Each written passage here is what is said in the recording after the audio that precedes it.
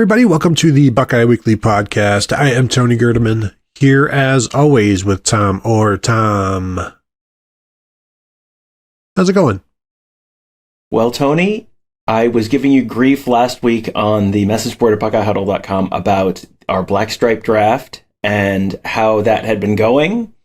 And because you had gotten the first guy off the board, that was Carnell Tate, and I had gotten the next 5 in a row. And was really kind of running up the score on you and said, you know, but the good news for you is that I'm basically out of people now, so you will end up making a dramatic comeback here. And boy, howdy, have you made a dramatic comeback. We are now, I think, four Black Stripes in a row off of your team. Noah Rogers, Caden McDonald, Josh Padilla, Brandon Innes. I think we might be, we're tied in terms of Black Stripes off the board, and I think we might also be tied in number of points based on the way we awarded the points. I think we're like dead even in both. So congratulations.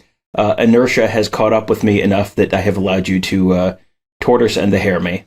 I stopped paying attention after you said I got the first one right, so I'm not sure what else. and then there was something, and then the last 4 right I have gotten also. I dozed off there, drifted off for a second there while you were talking about something else, but congratulations to me on an assured victory. So thank you very much, Tom, for congratulating me. I do appreciate it. This is one of these things where I'm trying to be the bigger person here and, you know, acknowledge, not just acknowledge your many failings, but also to acknowledge, you know, every once in a while when enough other stuff has happened that the world pretty much has to let you succeed. And I think it's important to let you, you know, You're riding the bike with one training wheel off right now. That's good. This is the kind of stuff you have to celebrate. When the second hand and the hour hand and the minute hand all line up perfectly on that, you know, twice a day, we're going to point it out. So thank you for that, Tom.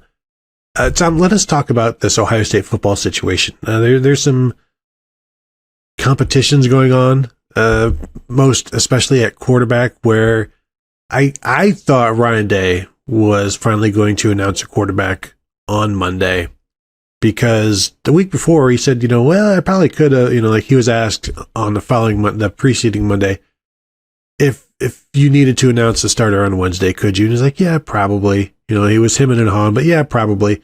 So then you get to the time after the final scrimmage of fall camp, which is when he announced CJ Stroud and when he announced Justin Fields. And so I'm thinking, well, this is when he always announces them. However, he's never had a real competition like this, and not just giving more guys a real opportunity, but get more guys creating that real opportunity and having an ability to start at Ohio State. So I was a little bummed because I'm ready for this to move on and to have a starting quarterback and this no longer being a thing. But were you expecting a starter to be named on Monday? I thought there was a pretty good chance that if they felt they had a decision, that was when it was going to happen. And, you know, you go back to last week when we were talking about this, we were both kind of hearing, depending on who you talked to, that McCord was in front or Brown was really making a big charge or Brown was in front. And it was divided enough that we kind of, I think, got the sense that, yeah, this is like really legitimately a battle, and this is not just is it going to be Justin Fields or Chris Chugunov? Who could it be? It could be literally anyone. They're both transfers, so that means they're the same, right? And this year has, from, you know, go back to January, and we're talking about the fact that this felt like the first like real, true, legitimate, unclear quarterback battle in a long, long time at Ohio State. You know, I personally would say 2015, Tony. Who could ever forget that? But, you know, you go through the spring and you didn't really have a clear answer because we didn't, you know, you saw some and it was kind of like, okay, I think Kyle McCord's ahead of Devin Brown, but then Devin Brown hurts his hand and then you don't get to see him in the spring game. And then we've seen kind of limited stuff this fall and they've been mixing kind of back and forth. And just the feedback, normally you kind of get, okay, 85% of people are talking about, you know, this guy's ahead or that guy's ahead. And, you know, there's always people who have sort of vested interest and they're going to be in a certain person's corner no matter what. This year, I think everyone on our staff has kind of been hearing a mixture of it's there's people in one camp or one in the other. And Ryan Day said he took, basically a straw poll of the staff, and that came out pretty much even. So, that I was expecting to have an answer, but I, based on that, understand why they don't. And I think the most encouraging thing that I heard of anything that Ryan Day said was both players graded out as champions during the scrimmage. So, I think there was kind of the question, is this two guys who are just not quite to the level they need to be at, or is this two guys who are both really good and there's not a lot of separation between two guys who are really good? It feels like that is a pretty good indication that it is two guys who are really good, who are just, there's not a lot of gap between the two of them right now. Yeah, and I think that was one of the points that Ryan Day kept trying to emphasize, is that both of these guys are good enough to start at Ohio State. They just one hasn't separated from the other, and that's the holdup right now. And it's not about not having a quarterback; it's about having two that they have to whittle down to one. And he was asked, "Are you a believer in the old adage that if you have two quarterbacks, you don't have one?" And he said, "No, because if your two quarterbacks are Aaron Rodgers and Tom Brady, you've got two quarterbacks. That sort of thing. Like if your quarterbacks are good enough, then you've got plenty. You just eventually have to make a decision, and he will." And you mentioned the coaches, the straw poll, and he talked about that quite a bit, and then would always just acknowledge, like, yeah, it's nice to have their input, but it's my decision, and I'm going to be the one deciding this. And I'm asking, all head coaches should ask basically for their assistant coaches' thoughts, but this is going to be his decision alone. He's going to take in everything to account, all of the stats, the analytics, the coaches' thoughts. It was interesting because I asked him if there was a delineation between who the offensive coaches liked and who the defensive coaches liked. And it was almost like he started to answer, and then he's like, no comment. And then I think later in the day, I got a text from somebody saying that, telling me basically the defensive coaches were on the side of Devin Brown and the offensive coaches were on the side of Kyle McCord. And that kind of, you look back at Day's reaction to the question, and that almost confirmed it for me. That's kind of how I view it. And I think the main reason I can buy that is because defensive coaches hate guys with legs. They don't want to deal with that. They would much rather have that quarterback stay in the pocket and just deal with the fact that you now have a pocket quarterback. You take away a variable, and now it allows you to deal with everything else. Even if that guy is Tom Brady, you'd rather have Tom Brady just stay in the pocket and you deal with it. Once somebody gets out of the pocket, then everything breaks down, and now you've got to deal with it. If it's one thing less to deal with, it like you've got a bunch of everything on your honey-do list. If somebody could just take one or two things off that list, how much better does that make you feel? And that's what this is about. Well, and I don't want to oversimplify this, but from going back to the spring, if you're kind of doing the elevator pitch of the 2023 Ohio State quarterback battle, it's Kyle McCord is probably a little bit of a better thrower, and Devin Brown's probably a little bit of a better runner. So if you're, say, a hypothetically wide receivers coach, you probably want the better thrower if you're just purely looking at it from your guy's perspective. If you're a running backs coach, obviously all these guys want whoever is the best option. But if you're the running backs coach and you have 5 running backs in your room and you have the option to not have a quarterback take 6 to 8 runs, carries per game, it's probably better for the guys in your room. So, that was kind of, before I heard that, you had a thing in the rundown that said, how do we think this broke down? And that's exactly how I was sort of expecting it to break down, is offensive coaches probably in favor of the pocket passer, because you have seen Ohio State's offense has been very, very successful with a pocket passer, the better passer on the team. You don't have to be able to run, and the offense has been able to move the ball quite efficiently. Everyone wants a running quarterback, especially when you don't have a running quarterback. But if you have a running quarterback who's not quite as good as a passer, I'm sure people will want why don't we play the guy who's the better passer? Who needs a running quarterback? So, that's kind of exactly how I would have expected that to break down. And I think your reasoning is pretty sound there in terms of why defensive coaches don't like to deal with that, because it's, it gives you the RPO. You can you have another way to R on some of those plays. It doesn't just have to be a handoff and then a pass kind of thing.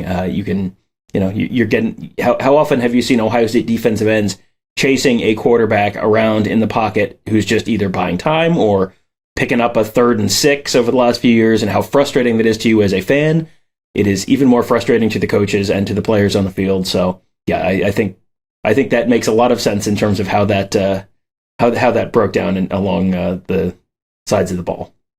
Tom, imagine the irony if Ryan Day chooses Devin Brown to be his starting quarterback, basically choosing a guy who is more like J.J. McCarthy over Kyle McCord, when 3 years ago he chose Kyle McCord over J.J. McCarthy. And now you fast forward to now and maybe going for the more J.J. McCarthy type. However, that doesn't mean Ryan Day made a mistake in choosing Kyle McCord over J.J. McCarthy, because if J.J. McCarthy is in this quarterback battle, he's not necessarily going to be the guy that wins it. Is he accurate enough in this offense, that sort of thing? I just think it's interesting that there could be some comparisons made between what Devin Brown does, what J.J. McCarthy does, and so that will, I'll create the narrative right now. That will become a narrative that will be out there, and it's like, isn't this interesting? And I totally think it's unfair for anybody else, including me, to create this narrative. It's unfair to Kyle McCord, but it's just interesting that you have this dichotomy there going on. I think you need to trademark that, like Pat Riley trademarked three-peat way back in the day. Just see if you can just file it with the Patent and Trademark Office, Kyle McCord, J.J. McCarthy discourse, and just see if, because you might be able to make a lot of money off of that coming up later this fall, because I have a feeling one way or the other, pro, con, or somewhere in the middle, that is going to be a hot topic. Because sometimes, Tony, as you may be aware, Ohio State and Michigan fans like to quarrel on the internet. Ryan Day's McCarthyism. So how do we see this going? Who does this favor the longer it goes?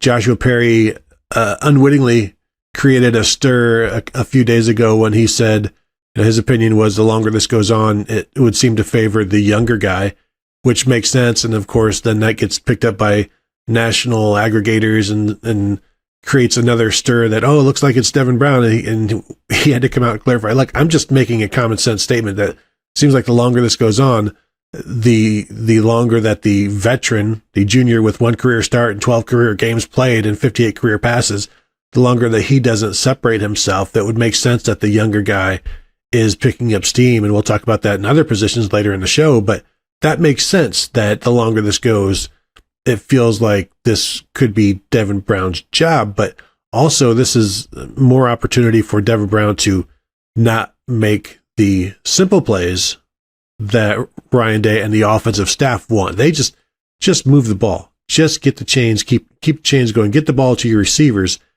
And so this is giving both guys more opportunities to prove that they can get it done. But I do think it certainly doesn't hurt Devin Brown the longer this goes on. No, absolutely not. And, I think common sense would indicate that. And if you just look at the betting markets, we have an objective measure of what the expectation was for the Ohio State quarterback position. And a month ago, Kyle McCord was a significant favorite. He was, I don't even remember the numbers, but it was like he was on. He was substantially ahead of Devin Brown, to a 3-1 or 4-1 kind of number. And so if it's still undecided and there's a division among the coaching staff, well, that means it's pretty close. So then he's probably no longer a 4-1 betting favorite to win the starting job. So yes, just mathematically, there it is. You have answered the question, and everyone can calm down now. And yes, it probably does. It certainly benefit. It certainly is good news for Devin Brown that the decision has not been made, because it feels like Kyle McCord was ahead for quite a while. And I still kind of think, ultimately, this is going to be a decision that gets made by the offensive coaches. And I still think probably Ryan Day's inclination is going to be to go with Kyle McCord. And this is something that our recruiting guys talk about all the time, where there's conflicting information on a player. And, if this is a guy who they've had predicted consistently to one school for months and months and months, and there's now conflicting information out there that, maybe it's one, but, maybe it's another. And you still have people saying both, that, Alex's phrase is, I don't really have a reason to move my pick yet. And I think that's kind of where I am with Kyle McCord. Like, I would absolutely not be surprised if Devin Brown is the first guy taking a snap at Indiana. But at this point, I don't feel like I have reason to move off of my pick of Kyle McCord yet. And, the fact that you have people out there making like real definitive statements, it is going to be that guy. Very clearly, they don't know who the guy is going to be yet. And there's real disagreement there. And it's going to depend a lot on who you're talking to. And, this is the internet. People have found a way to make a name for themselves by staking out a real strong position. And then when it comes true, it's because they're magical, all-seeing, all-knowing panopticons of Ohio State football. And when it doesn't come true, it's, think they change their minds. And, no one's ever wrong, and don't worry about that. So, yeah, I think you just kind of have to recognize, go to your happy place, go to your go to your nice Zen place and say, both guys graded out as champions during the scrimmage. It will probably be fine. This is quarterbacks under Ryan Day. It will probably be fine. And just be a little bit patient, and we'll all find out together very soon. Yeah, quarterbacks under Ryan Day, first-year starters, drove for around 4,200 yards, like 44 touchdowns, 6 interceptions. No pressure on any of those guys. That just sort of happens. It's a natural thing. Don't worry about it. It's going to happen. You'll go out there for your first start, and you'll light it up. In terms of who gets that first start, and the tiebreaker, Ryan Day was asked about that, and somebody asked him, shouldn't the tie go to the younger guy? And his exact quote, "No, I wouldn't say that. If all things are equal, you probably go with the guy who's been in the program longer, at least for the first snap." And that's the level of comfort that coaches want. They want that experience that trumps so much the experience. There's a little bit more comfort and confidence in that. But you also, the real tiebreaker then becomes, as Ryan Day said, if all things are equal, if everything is, all of the measurements, the analytics, all of the coaching, everybody thinks it's a tie, and there's no way to determine who is the starter, who should be the starter. He said, you want the guy that has it. You want the leader. And that's something that the team recognizes, and really kind of everybody, it's one of those things where you think of it right now, who is the leader? Who do you picture in your mind right now? And it's the first guy that flashes. Because you've seen that, you've seen the reactions, you've taken note of that, even if you haven't like directly taken note of it, it goes into the back of your mind, and that's part of your thought process. He said you want the guy who can handle being backed up, being down on the scoreboard. You want the guy that can rally the team, and the quote is, and ultimately the best competitor.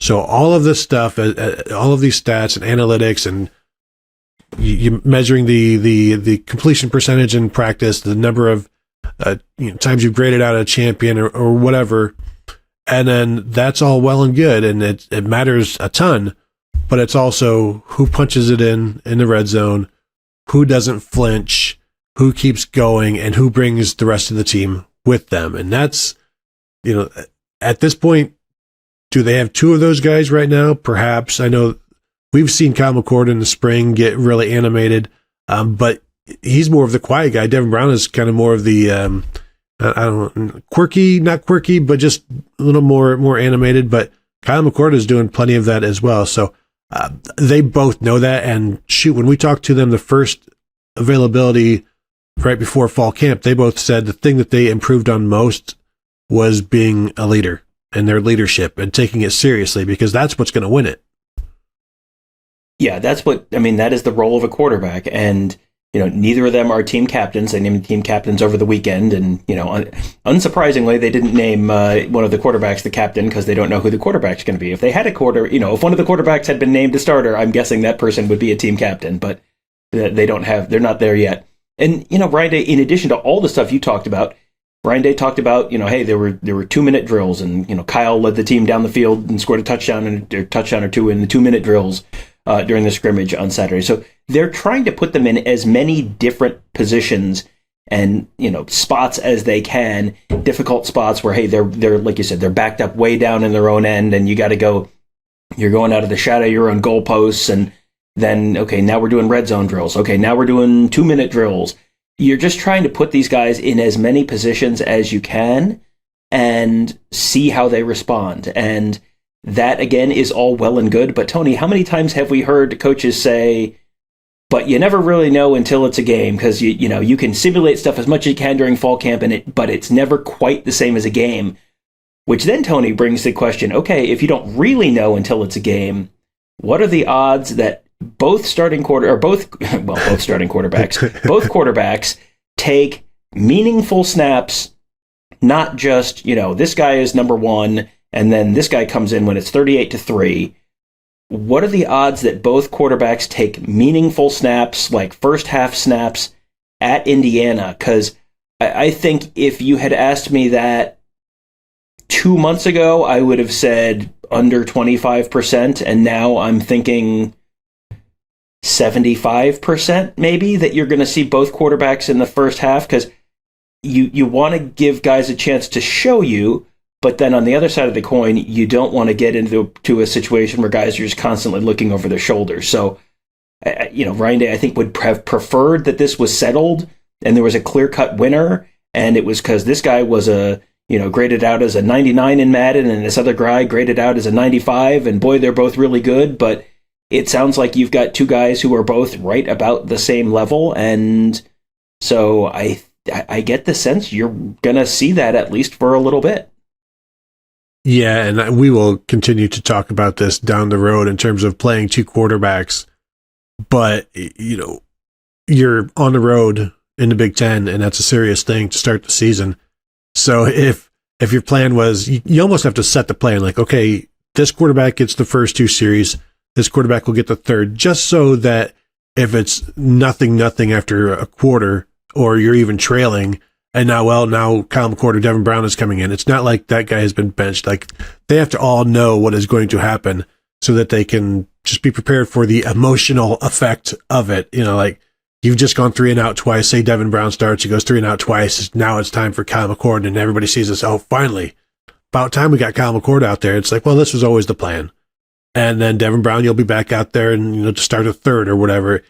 You have to go with it. And then what's the old saying? Or you split them up for the first 3 quarters, and then whoever's done the best, that's the guy that plays in the fourth quarter. That has been what you see with a lot of the two quarterback situations until it all solidifies and sorts itself out. And as Ryan Day said, he knows in his heart of hearts this will eventually settle itself, and he does not expect it to go through week 6 or anything like that. Eventually, once as he said, once the games are starting to be played, you'll have one level over, one guy rise above the other, or one guy shrink, drop, and then maybe there's actually no rising, Tom. It's just somebody stays level and the other guy can't, and that's how you know who the starter is.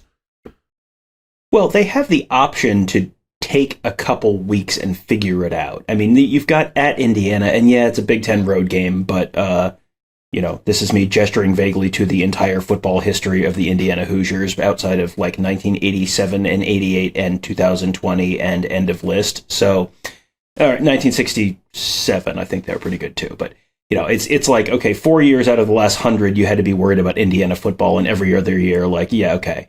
So you have the option to do something like that if you want to.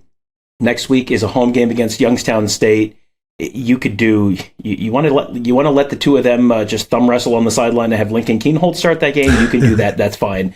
I get the sense you need to make a decision probably after 2 weeks, because then you've got a week of Western Kentucky, and Western Kentucky is going to put some points on the board, and you need your guy who's kind of the guy at that point to have a week, and then you go to Notre Dame when you really have to have a decision. The other question is, do you do this situationally? Is there, the red zone package where Kyle McCord is the starting quarterback and then Devin Brown trots into the field when, how often have we talked about them needing the quarterback run in the red zone, and you have Devin Brown, I don't want to put too much pressure on him, but run the Tate Martell package in the red zone. Do you do something like that? And we have seen all of these things over the years, and sometimes they work and sometimes they don't go great. And, if you have quarterback one is in there for the first two drives and they march right down the field and score touchdowns, and you put in quarterback two and then they punt twice, then you're the world's biggest idiot for killing all the momentum and taking quarterback one off of the field and all of that stuff. So it feels like there's a lot of ways that this could just be just kind of messy for the first couple weeks as they sort of try and figure this out if no one has truly separated themselves before that Indiana game. I look forward to watching it all unfold, and whether that goes soaring through the air like a jetliner or crashing into an iceberg like an ocean liner. We'll see. Is that too dark? Yes. I think the Titanic is long enough that we've had the tragedy plus time equals comedy. I think you're probably fine on the safe side of that one. So you're probably okay for now. Yeah. So let's move to the offensive line, where Ryan Day seems to have his offensive line set right now. He did say that Josh Simmons will be starting at left tackle, essentially, unless something changes, which they're not foreseeing. And of course, you've got Donovan Jackson at left guard, Matt Jones at right guard. Right now, Josh Fryer at right tackle, being pushed by Luke Montgomery, the true freshman, and also at center, Carson Hinsman, still ahead of Vic Cutler. And Victor Cutler feels like Ryan Day is just maybe continuing to try to motivate him so that they have two guys that they trust there, and just trying to keep Carson Hinsman from, I don't know, maybe just relaxing a little bit. Not that I don't think he's the type to relax. I think he's going to take this seriously from now until the end of time because he's a Wisconsinite and he plays on the offensive line. You do that math. So I feel like this has been the line that we mentioned probably the last time we talked in terms of this should be it. But it is interesting that Luke Montgomery is still pushing, and this is a guy that Ryan Day has talked about glowingly for a while now. And you do wonder if there was no Josh Simmons, I think Luke Montgomery might be your left tackle this year. He might be. I mean, you've got the tackle positions are so interesting to me because you've got on the left side Josh Simmons and Tegra Shabola, and on the right side you've got Josh Fryer and you've got Luke Montgomery. And the way they're talking about both of them, they're not like happy talking both of them where it's like everything's peachy keen and don't worry at all. We're going to run for 9 yards a carry and no one's going to touch our quarterback all year. But the way they're sort of structuring the conversation around both of those tackle spots, I think is encouraging to me because you have backing up at left tackle Tegra Shabola, who I think is solid. He's been there for a year. You have a sense that there's a reason he's not the starter, but also he's not just one of those guys who everyone kind of looks at and goes, that guy's never going to do anything. Like he's someone who there is a future there. He's been there for a year, and yet Josh Simmons has separated from Tegra Shabola, where you're not talking about that being Tegra's really pushing Josh Simmons and we're still kind of Josh Simmons has separated there. So I think that you have to look at that as an encouraging sign there. And then on the right side of the line, because Josh Simmons doesn't have a track record at Ohio State really, so that you don't have a year to look at and go, well, okay, he played as a backup last year and he was pretty good as a backup last year, so you've now he's sort of separated a little bit from Tegra Shabola. I think that's probably good news on the left side. On the right side, you do have a little bit of that track record where Josh Fryer played against Indiana last year and Josh Fryer played against Michigan last year, and you saw him sub in that Buffalo package, and he was generally pretty okay. He was not All-American, but he was going in and making an impact. And so you sort of have enough of a track record that he's going to be okay on the right tackle spot. So then when you have a true freshman like Luke Montgomery pressing him, normally when you see a true freshman offensive lineman is pushing for the starting role, that's like all of the red flags. Like every red flag that you have is like waving real big, like, oh boy, this is potentially a real big problem. If you can't put away a true freshman, that's a real big problem. I think we have an understanding of what at least the floor for Josh Fryer is, and the floor for Josh Fryer is at least okay. Like he's not going to be grade out as the worst the worst right tackle in the Big Ten or anything like that. He's going to be, at worst, probably fine, and quite possibly better than that. So to me, to have that on the right tackle spot, and then have a true freshman who's kind of pushing to be at that level, or pushing for that job potentially, that's real encouraging. Because true freshmen, I think I went back and I tried to find any other true freshman other than Michael Jordan and Orlando Pace, who had started in the offensive line for more than a game or something for Ohio State at any point in the last 30 years, and I don't remember finding anyone. So I don't think you should expect Luke Montgomery to start this year, but just the fact that Luke Montgomery's in that conversation against someone who's not a totally known quantity, but a little, more known than Josh Simmons or Carson Hinsman, that's probably pretty good news. It is a little bit, I think there's reason for concern in terms of Josh Simmons. Now, he has come in and everybody has been blown away by his athleticism, how quickly he's picked things up. But this is a guy who's playing left tackle now, who'd never played it before in his life, who was within a week basically put at left tackle and be like, you're our left tackle now. Thank you for joining us. Please, where would we be without you? That sort of thing. And as a redshirt freshman last year at San Diego State, he wasn't an all-conference player. He was obviously still learning on the job. And there's a ton of growth you can do between your first year of starting and your second. Everybody knows that. So there's reason for optimism, reason for concern. There's also the thing when you get from a San Diego State or a Louisiana Monroe, you come to Ohio State, and we've talked about this recently, all of the different things that you have available to you to make you a better player and to make you a more fit player, a player who can more easily access their potential. That is Ohio State. Ryan Day even joked about it, talking. He said, I walked by Josh Simmons the other day and I'm like, it's just like San Diego State. And he started to walk off and Simmons stopped him. He was like, Coach, this is nothing like San Diego State. And it's the pressure, but it's also the opportunities and the avenues to withstand that pressure and grow from it. So there's a lot riding on this offensive line, but the way everybody talks about it, as we said last week, there's a lot of optimism as well. Well, there's a lot of optimism, and I want to make sure we're level setting those expectations here. This is not, Carson Hinsman talked about this being a Joe Moore Award contending offensive line possibly by the end of the year. If that happens, that's about a 98th percentile outcome for what I think this offensive line could be. I don't think this offensive line is going to be... I don't expect this offensive line to win the Joe Moore Award. I don't expect this offensive line to be as good as Michigan's offensive line. But if this offensive line is just pretty good, that's probably fine. You just need to not have the offensive line be a big red flag.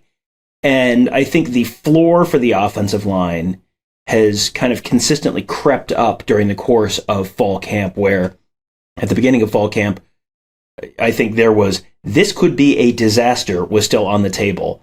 And I don't think this is going to be a disaster at this point. I think it's going to be, this is at least okay. This is at least solid. This is an offensive line that's probably not going to single-handedly lose them a game because the quarterback gets sacked 8 times or they run for 0.3 yards per carry or something like that. I don't think that's really something I'm expecting to happen anymore. So that's good. But I'm also not expecting, hey, 3 of these guys were first-team All-Big Ten, and one of them was first-team All-American. I mean, maybe Matt Jones is a first-team All-American, or Donovan Jackson is a first-team All-American, but I'm not expecting either of the tackles or the centers to be a first-team All-Big Ten. If they are, well, that's real good news, and that significantly raises the floor for this team again. Yeah, and not that this is a standard at Ohio State, but for me, the offensive line, I think they'll be good enough not to screw things up.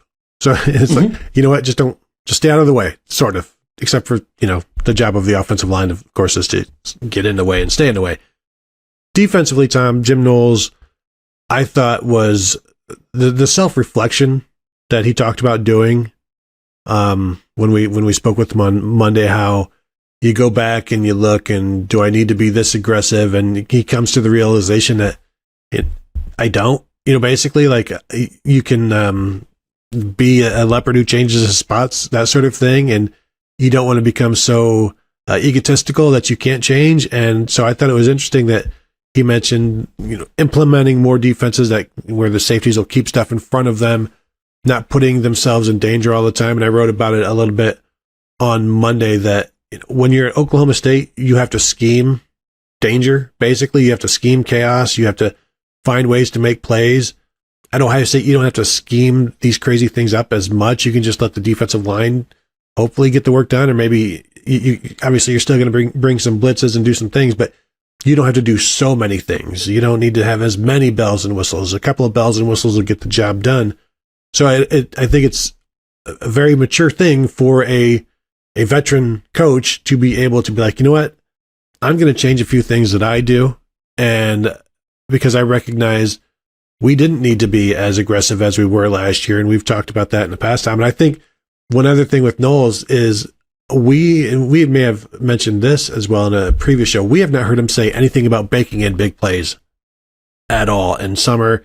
I don't remember anything in spring about that as well, other than not having the number 5 has never been mentioned in terms of allowing 5 big plays, baking them in. There's been no baking, there's been no 5, it's just been about eliminating. Yeah, he has talked about that. I mean, if you go back to last year, he talked about that. It felt like almost every time we talked to him, like, hey, we are willing to allow, we don't want to, but we accept that playing defense as aggressively as we want to play defense is going to lead to big plays for the other team, and we are willing to accept that up to a level of 5 big plays allowed per game, because that will allow us to play, the type of defense we want to play. That was kind of the line last year. We haven't heard that at all this year. We haven't heard 5. We haven't heard, here's the acceptable number of explosive plays. Like that has not been at all a thing. And I think that does maybe reflect a change of mindset, where when you're working with Oklahoma State type players or Duke type players, you kind of have to square peg round hole some stuff sometimes. And that's kind of where the jack position came from is, well, we've got, we can't recruit the big 5-star defensive ends, so we've got to get the tweeners that Oklahoma and Texas and LSU don't want. We got to just sort of, okay, so this is who we've got. These are the ingredients we have, and here's how what we'll make for dinner.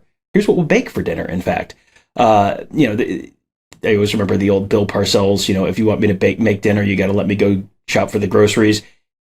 You got to shop for groceries, but you didn't get to go to the good grocery store. You were at the the Food Lion or whatever, shopping for groceries when you're at Oklahoma State. When you're at Ohio State, well, you can go to any grocery store you want to, and you can there's no budget. You can buy whatever organic almond flour, whatever to do your baking with, and no problems. You've got whatever you want to work with. Make it work.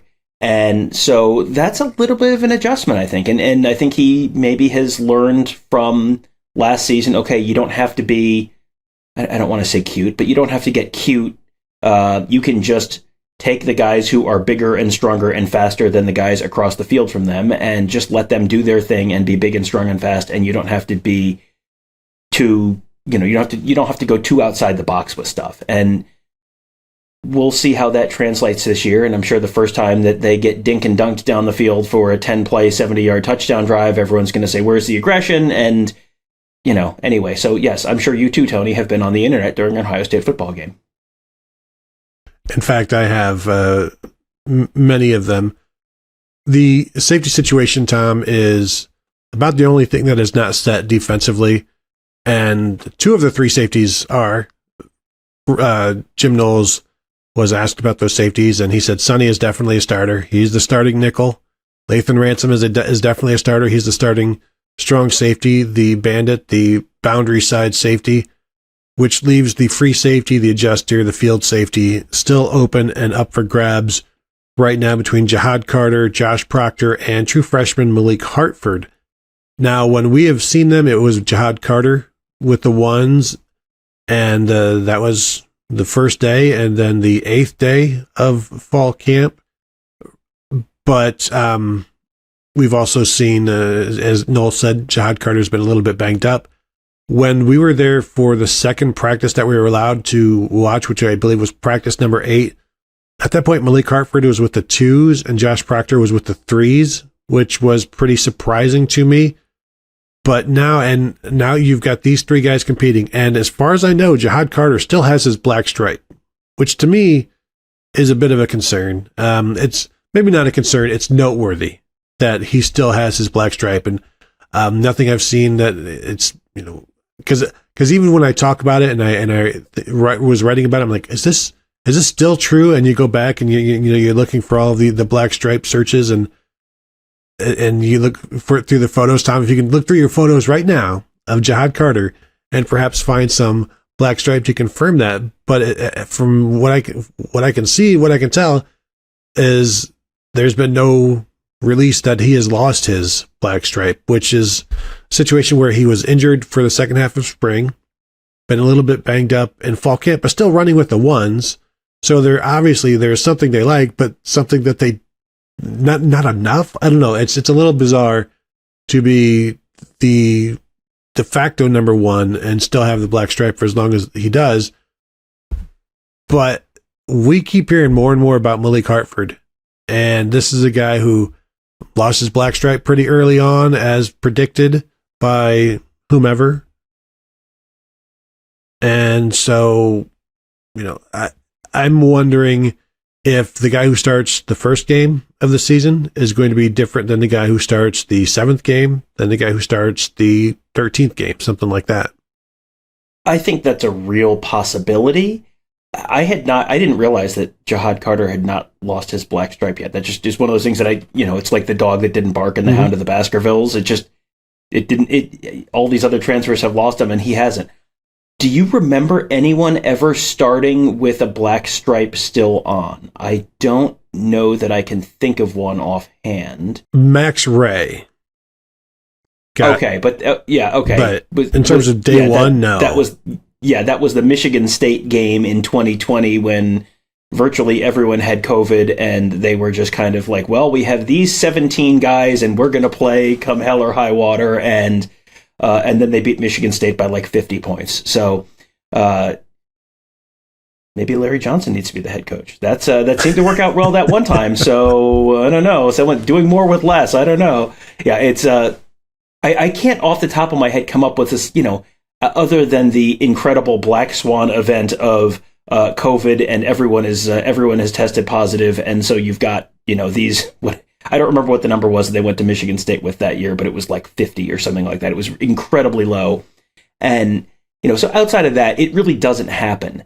So for the younger guy to have lost his black stripe and the older guy to have not, yeah, he missed the second half of the spring, but it feels like running with the 1s, you would expect him to have lost it already this fall, because plenty of other guys have lost it this fall. So that's including Brandon Innes, who wasn't even in for the spring. So that's really interesting. That'll be something to keep an eye on. But my expectation would be that you sort of default to starting the veteran and let the younger guy have some time to learn, some time to get up to speed. I mean, he was in for the spring, Malik Hartford, and he was impressive in the spring. He was the third guy to lose his black stripe behind Carnell Tate and Jelani Thurman out of this freshman class. But I also, starting a true freshman at a spot as important as that feels like that's a little bit of a red, maybe more than a little bit of a red flag to me. And, maybe this is a situation where this guy really is just that incredible, but it's a little bit, this is kind of the flip side of the right tackle conversation, where you feel like what you have with Josh Fryer, so therefore it's potentially encouraging news about Luke Montgomery. To be, have a true freshman pushing someone who hasn't lost his black stripe yet, that feels like, boy, that, maybe that's the spot on the field now that is kind of the biggest concern, now that they have the offensive line seemingly sort of sorted out and the quarterbacks seem like they're both probably pretty good options. Is the adjuster the biggest concern now, or the biggest question mark now? And in what Jim Knowles likes to call a safety-driven defense, is the guy at the very top of that being the biggest question mark. Is that a pretty big concern? Well, no, because, Tom, what I see on Twitter is a lot of people saying, play the young guys. And, start the freshmen. Why aren't the freshmen playing? And Ohio State doesn't play freshmen enough. And, like, Caleb Downs would be starting if he was here, or, Jordan Battle starting at Alabama as a freshman. If Malik Hartford ends up starting and there's any complaining, I'm going to have to hold some people accountable. This is what you wanted. You wanted the freshmen to play. But so when Jim Knowles said those three guys were competing, I asked him, isn't there a little bit of concern of putting a freshman back there? And I didn't add, even though you've had veterans who have played like freshmen back there and given up big plays. So really, is there any difference? But the concern of having a freshman play, and his quote was, it's day to day, but you feel Malik's presence on the field. And I think when you're talking about DBs, we all want to feel their presence on the field, including the fans. You want to feel it. And Malik is a guy who is going to show up around the ball. He's very smart. Yeah, of course you worry about freshman mistakes, and back there a mistake is costly. So it's our job to judge his progress. He's on that path, and we've just got to keep fine-tuning it. So even before talking to him, I the day before I wrote that, I feel like Malik Hartford is going to start at some point this season. And then to have the next day Ryan Day saying he's going to play a lot this season, and Jim Knowles saying he's going to compete. I don't expect him to be the starting free safety against Indiana. I am not going to be shocked at all if he starts at some point this season.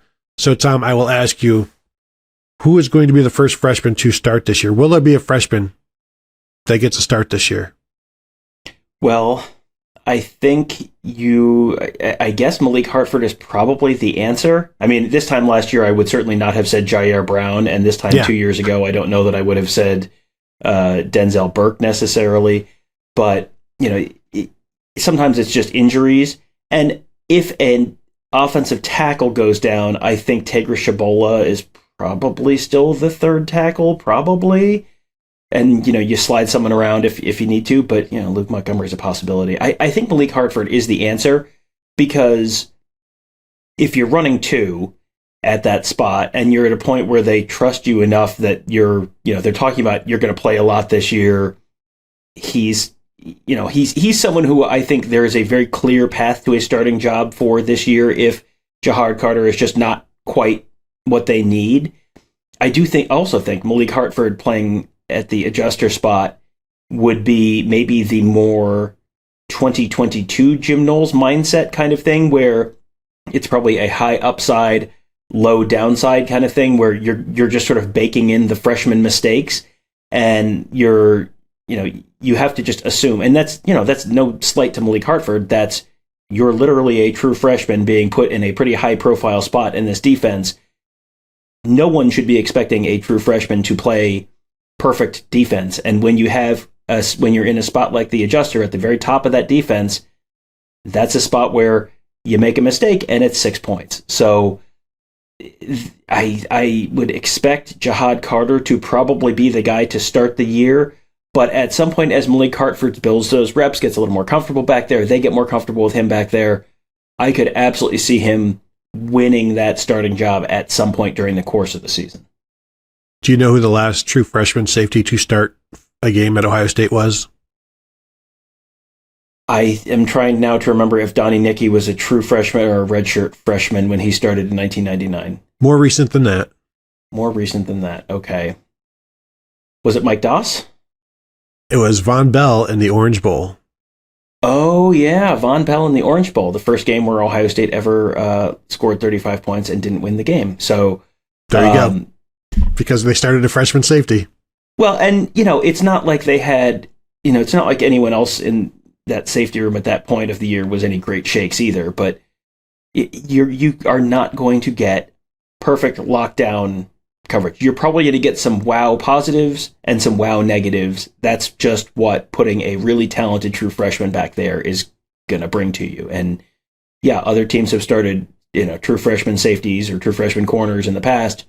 Those teams have given up touchdowns, and you probably remember the big plays and you saw the wow plays, but there are the plays where the receiver catches it for a touchdown, and then the camera cuts to that guy walking dejectedly off the field. Like, you're going to see that too. That's just sort of the nature of playing a true freshman. So I think if they really mean it in terms of playing things safe and being a little bit more cautious and taking, not pushing stuff and not taking too many risks, Jahad Carter probably is the safe play here. But the fact that Malik Hartford was repping ahead of Josh Proctor a couple weeks ago when we were there, well, that's a little spicy, because that's not what you would necessarily expect if they were really going to be kind of playing it safe. And as Ryan Day said, all things being equal, you go with the guy who is more experienced, and everybody is more experienced than Malik Hartford. So you go with the older guys until they kind of let you down. And then it's like, well, if we're going to be giving up plays anyway, I want the guy who's the natural, who is going to be around the ball. And so maybe that's how Malik Hartford rises. I do remember that 2013 season where Von Bell finally got that start. He was a productive player, and there was some clamoring, like, why don't you play this guy more? And I think Everett Withers at that time finally did. One last thing, Tom, before we get out of here. The last true freshman offensive tackle to start a game at Ohio State, as far as I could tell, I know you said you went all the way back and you looked, but Rob Sims started 5 games in 2002. Oh, okay. I must have missed that one.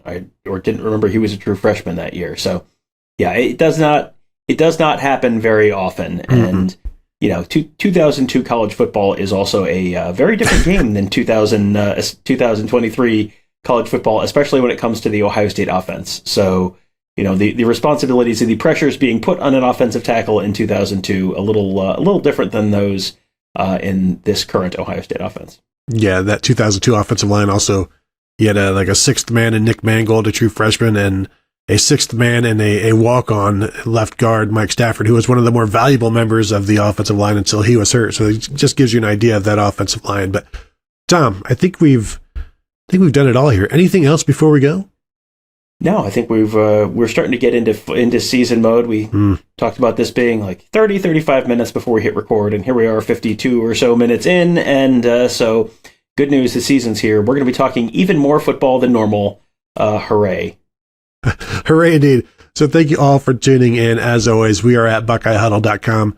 Become a member, say hello to us there. Check us out at YouTube.com/BuckeyeHuddle, Facebook.com/BuckeyeHuddle.